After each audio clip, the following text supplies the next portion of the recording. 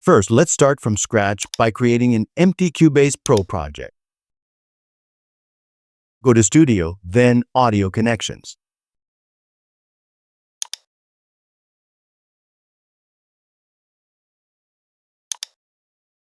Select the Output tab, then Audio Settings.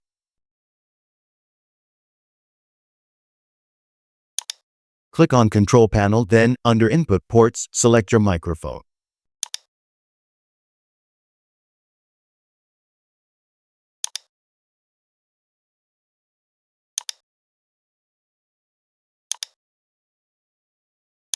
Press the plus icon in order to create a new track.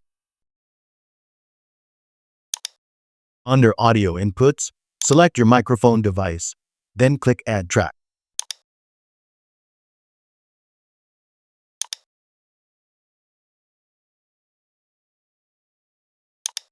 At the bottom, press the record button, then record your vocals or voice. All done. Please subscribe.